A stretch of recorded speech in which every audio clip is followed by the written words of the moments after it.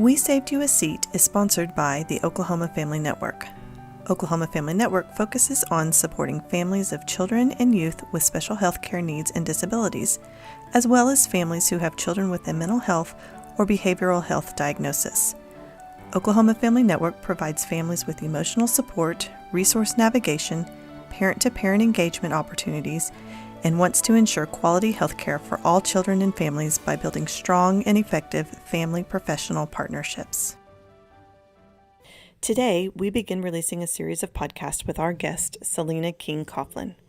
In October of 2024, Salena gave birth to her daughter, Sophia.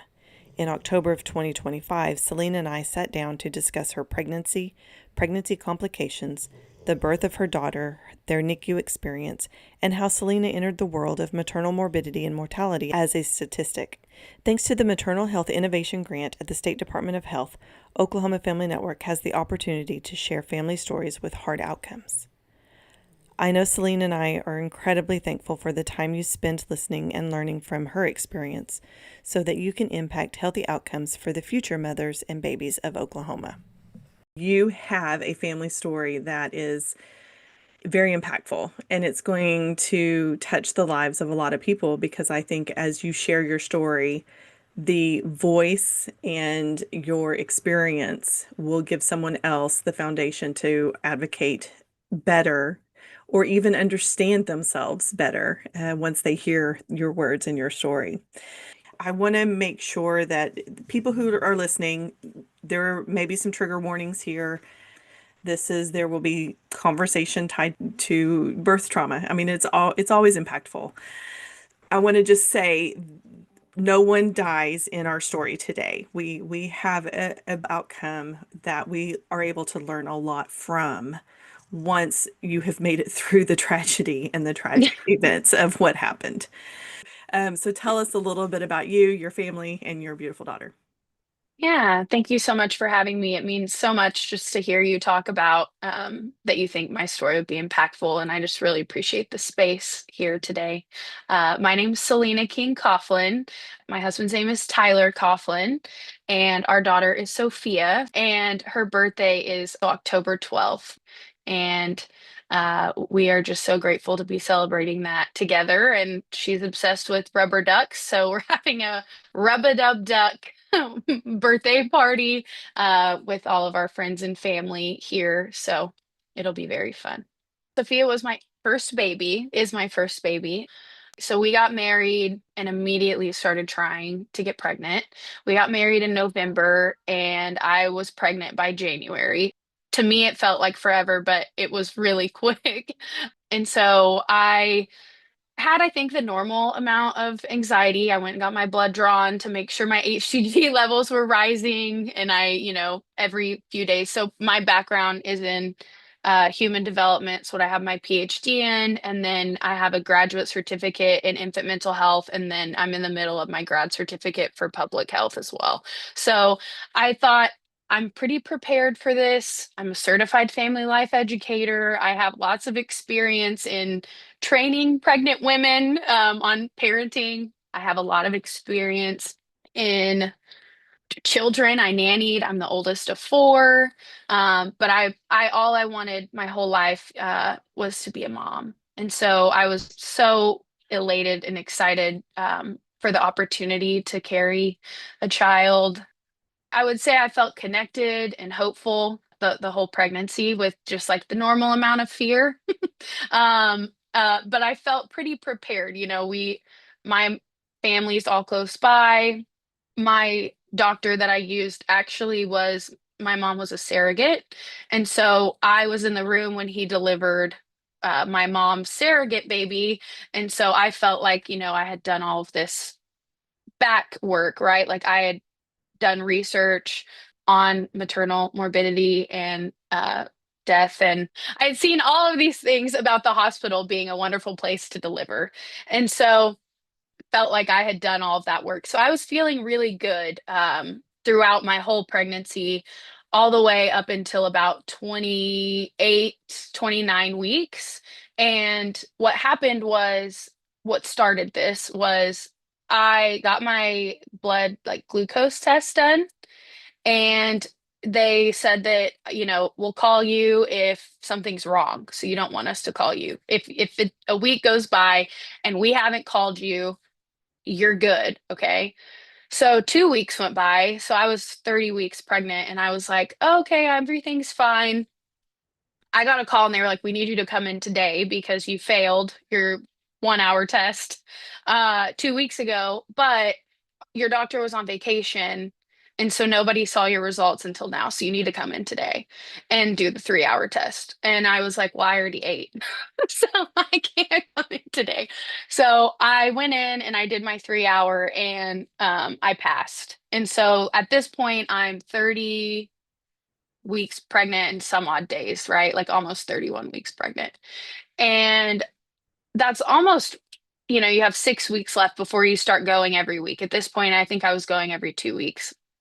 And I remember vividly at like 32 weeks, because I had my baby shower at 31 weeks, I started getting very, very swollen. Like to the point where my hands looked like the Pillsbury Doughboy. Like I was so swollen. My face was swollen. My feet were swollen, and everyone was like, oh, it's fine. It's just pregnancy.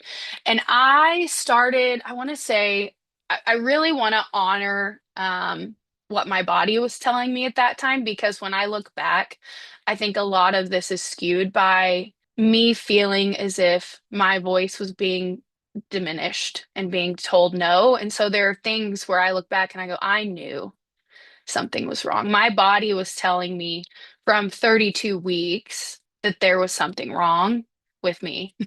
So much so that I even ordered those protein strips that you can order off of Amazon. And I started doing my own urine dip tests. And I had slight protein in my urine. It was showing on there. And I would go into my doctor. And by 34 weeks, he said that they showed protein in my urine at their office, but that, it can happen and I need to go on bed rest. And, at this point, I hadn't had any high blood pressure though. I just had the incredible swelling.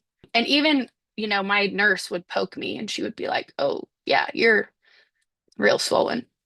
And I had also pregnancy induced carpal tunnel from the swelling. So, like, that's how swollen my body had become. I was breaking glasses when I was trying to do dishes because they would just fall out of my hand because I couldn't use them. And so at 35 weeks, I started to have that high blood pressure. It was around 140-ish but my bottom number was always over 110. Like my bottom number was never under 90 from 35 weeks on. It was always, even when I had 138, it would be 138 over 109 or something. And they were like, that's not quite high enough. We really only care about your top number. On top of that, my heart rate was my resting heart rate was like 110, 120, 130, like on a normal day. Like I would be doing nothing and you take your blood pressure and it tells you like, it has a little heart. It's like heart palpitations, like, hey, your heart rate is not good. And that was just standard. It was always like that from Yeah. 35 weeks on. Yeah, your body was telling you something. Yeah. Ooh. Yeah. And at that point, he was like, well, let's just have you start coming in every week because you're about to have to start that anyway. But I need to monitor you because he never said you're at risk for preeclampsia. I had to say, hey, these are symptoms of preeclampsia. I teach I teach parents about this. When I was in my master's program, I taught parents about this, right?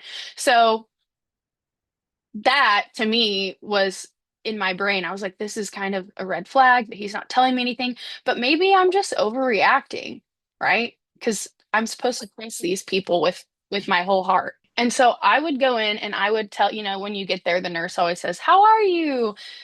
We need you to pee in this cup today. Like, how are you doing? And I told my nurse every week after 35, I'm not doing great, not doing good. And I started at 36 and a half weeks, I started to have vision changes. and like severe headaches, like to the point where I would get up and I remember I went to one of my friends is 4 week, her due date was 4 weeks after mine. So it was time for her baby shower when I was 36 weeks pregnant. And so I walked to her house. She lived a block down the street. And I'm sitting there at her baby shower and I like can't see. There's like splotches all in my vision. I'm feeling lightheaded. I'm feeling really hot.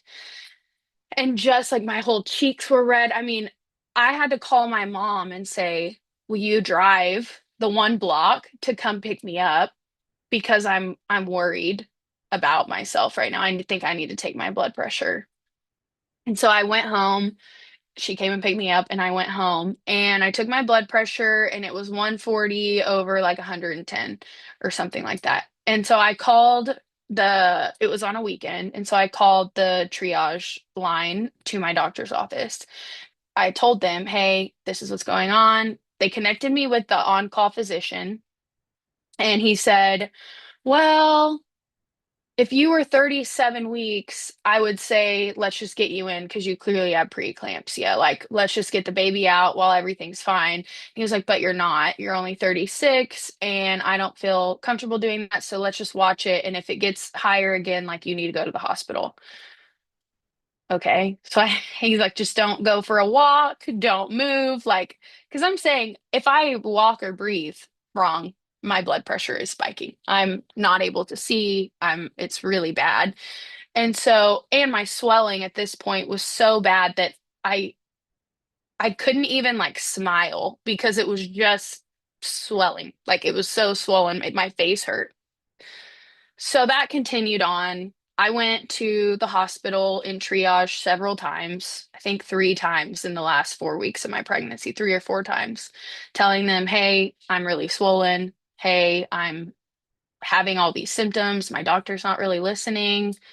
And I'll never forget when I went back in for my induction, the nurse came around and she said, "I had you in triage 4 weeks ago. I can't believe you haven't already had your baby. You have preeclampsia." And I was like, "Yeah, they said that I was fine." And she was like, "I just can't believe that." And so, again, going back to that last 5 weeks of my pregnancy, like there were so many red flags of maybe we should just get this baby out safely or let's do something, right?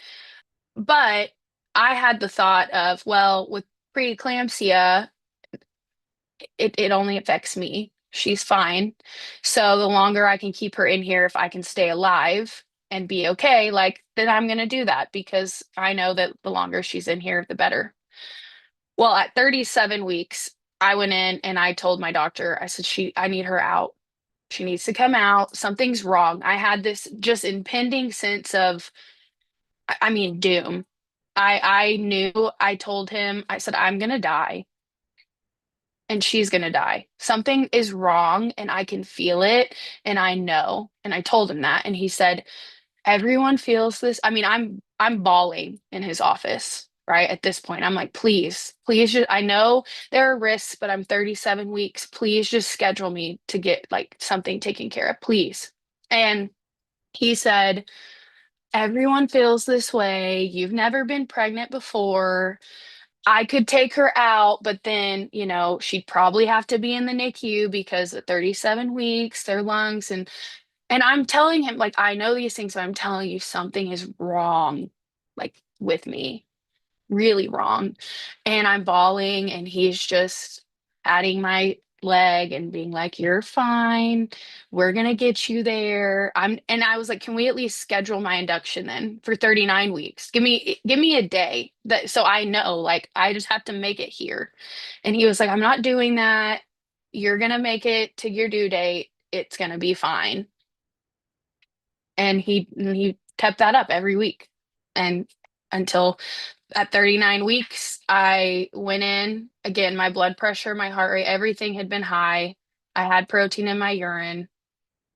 And I went in at 39 weeks and I said, I schedule me for my due date. I don't care. I'm in a week, this baby's coming out. We're doing this because something is wrong with me and it's going to kill my child. I genuinely believe that. By 39 weeks, I thought I'm going to die. I remember telling my mom and my husband, save her, and that what I wanted to happen if I died, like where I wanted her to be, because I was like, there's something wrong with me and no one's listening. And looking back, I just am so upset that, I feel like I advocated, but I should have just told them I wasn't going anywhere. Like I feel like there's a part of me that's just really mad because you know, I knew something was wrong and my body was telling me that. And I just listened to my doctors. Yeah, we trust our providers. We trust the experts in the field who happen to be our physicians. Did you deliver on your due date? Kind of walk us through a little bit about that delivery process. Yeah, so he did schedule me for my due date. He said, okay, we'll do that. And I remember I asked him, please schedule it as a medical induction because I have preeclampsia. And he said, well, I'm not diagnosing you with preeclampsia yet, but I can probably do that. I can probably do it at the hospital as a medical induction. And the reason to preface this that I asked him to do that is because September in the hospital and October are hot spots for popping out babies. Like they're always busy. All my friends had induction scheduled that then were canceled or delayed because they're just overrun because it's all those New Year's Eve babies, right? Coming in. So New Year's Eve, February, like all my friends who work in L&D were like, don't have a baby September to December. Just don't do it. Well, of course, that's when I had a baby. So 10:10, he schedules it. I, confirm everything. My induction was scheduled to start at 3 p.m. And we got ready. We were in the car. We're driving to the hospital. Me and my husband had went and had a really nice breakfast together, talked about what we were most excited about.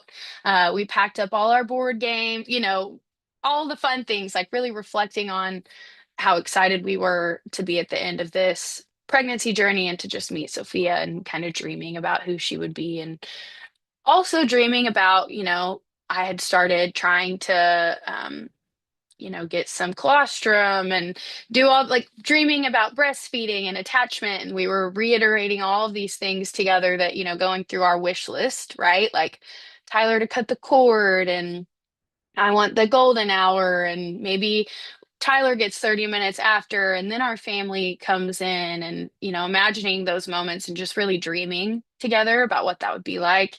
And so we're in the car and we're headed there and I got a phone call from L&D and they told me that my induction had been placed on hold because it was an elective induction and that I could not come in. And I asked them, "Hey, this should be have been scheduled as a medical induction because I have all of these symptoms. Like I'm 40 weeks and I know nothing good happens after 40 weeks. And I have been waiting for this for a long time because of my preeclampsia symptoms. And they told me, well, your doctor didn't list it as that. We're going to have to put it on hold. And if you don't hear from us again, you can call us back. And so that was at 3 o'clock on my due date, 10:10. And I called them back at 7 and they told me no, they still didn't have room. And again, it was a new person by 8. So then they said, well, it's an elective induction. You're fine. Like you, I'll never forget this phone call because I was curb walking, trying to like make myself go into emergency labor or something. Like if I go into labor, then they can't send me home, right? Like they have to see me. And so I called them and I'm like, hey, I have this high blood pressure. Like, I reiterated the whole thing to them. And she said, I'm just telling you right now, you're no longer on a hold. We're canceling your induction. And you're going to need to get with your provider next week to schedule another one. And I said, I don't think you understand. I'm 40 weeks. And she said, it doesn't matter. We don't have room for you and you can't come in and you'll have to work that out with your provider. And I was like, it's Friday at 8 p.m. What? I can't call my provider until Monday. And she was like, you'll have to deal with that with them. So they canceled my scheduled induction.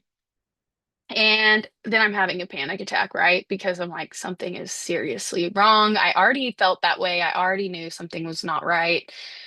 And I just kept checking my chart app, like seeing maybe it'll show up. Maybe an appointment will just randomly pop up and I'll get to go in.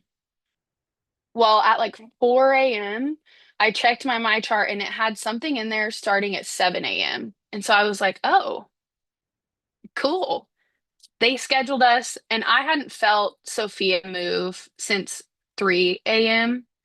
And so that was very weird for her because she almost always woke me up at 4. I would go to the bathroom, and then she would just be like awake, moving around in my belly from like 4 to 6 a.m. And so I was like, well, it's must be like a God thing that they had this random thing scheduled here because I don't feel her, so something's wrong.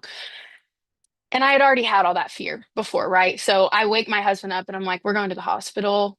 They scheduled me for an induction at 7 a.m. We're going. And I'm not calling to check if this was a mistake. We're just showing up. And so I show up. I'm like, hi, I'm here to check in for my induction. And they're like, you don't have a scheduled induction. That was from yesterday. It was something about the medicine order that they were giving us. It was like they start one type of thing at 3 p.m. the day before, and then the Pitocin was supposed to start at 7 a.m. On the 11th. So I go in on the 11th and at 7, and I'm like, well, okay. And they said, you need to go home. Again, you need to call your provider.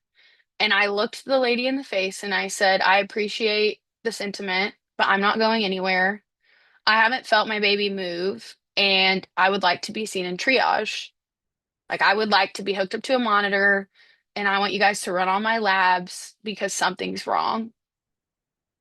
And I know it. I know something's wrong with her. She hasn't moved. Like, I need to be seen, and I'm not leaving here until I'm seen. Thank you for joining us for part 1 of this series with Salena. There's much more to this story, and in future episodes you will learn all that she experiences through the next several days. Thank you for listening to this episode of We Saved You a Seat. Oklahoma Family Network promotes family-centered care and provides tools so families can make informed decisions, advocate for improved services, build connections among families, and serve as a trusted resource in health care of children and young adults. If you would like to become a supporting family or get in touch with another family, please contact Oklahoma Family Network at oklahomafamilynetwork.org or by calling 405-271-5072.